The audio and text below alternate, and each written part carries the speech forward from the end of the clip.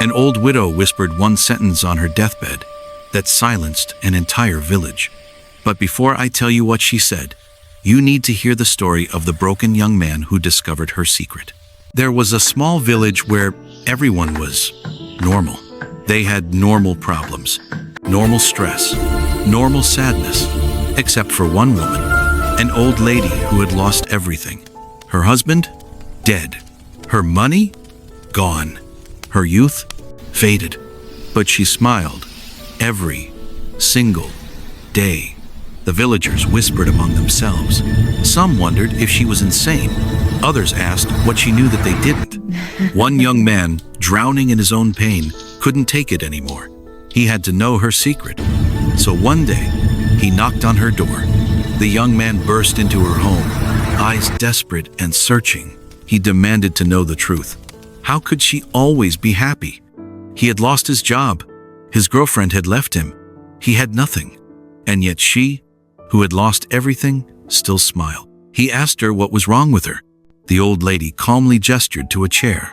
She warned him that what she was about to tell him would either change his life forever, or he'd think she was completely crazy. He sat down. She took a deep breath. Then she began. She told him she wasn't always like this. 20 years ago, she had held her husband as he died in her arms. They couldn't afford medicine. She described watching the light leave his eyes.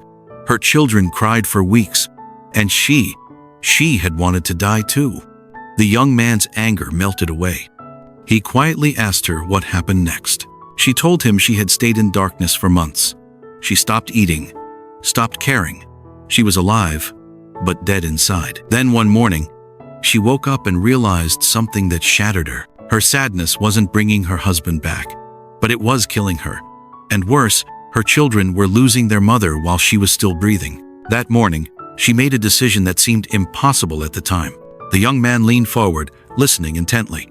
She decided that every single morning, before her feet touched the floor, she would find one thing, just one thing, to be grateful for. The young man scoffed. He asked if that was it. That was her big secret? Toxic positivity? She said no. She told him to listen carefully.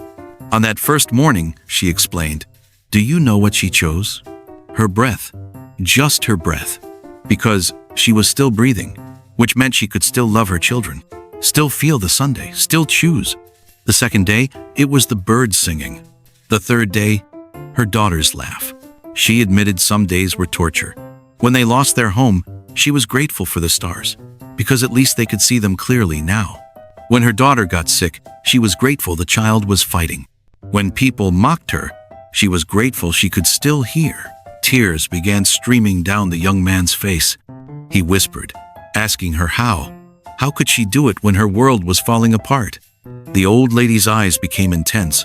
She grabbed his hand. She told him she had learned the one truth that changes everything. Happiness is not a feeling. It's a decision. She explained that pain will come, loss will come, darkness will come. But every morning, we wake up with one choice. Will I let yesterday's pain destroy today's possibility? Or will I choose, even for just one moment, to find light? She squeezed his hand tighter. She shared the secret they don't tell you. Everything passes, the good and the bad. Nothing lasts forever. So why give the bad moments more power by holding on to them? When something terrible happens, she told him, she tells herself 4 words. This too shall pass. And it always does. The young man left her home that day completely different. The next morning, he tried her practice. Before his feet hit the floor, he whispered that he was grateful for his bed. At least he wasn't sleeping on the street. Day 2, he was grateful his legs worked. He could walk. Day 3, he was grateful for his pain because it meant he was still alive to feel. The first week felt fake. The second week felt forced.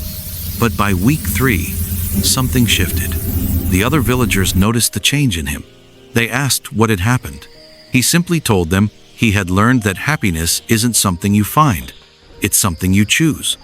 One by one, the villagers came to the old lady. She taught them all the same practice, and slowly, the village began to transform. The old lady lived another 20 years. On her final day, the entire village surrounded her bed. not in sadness, but in gratitude.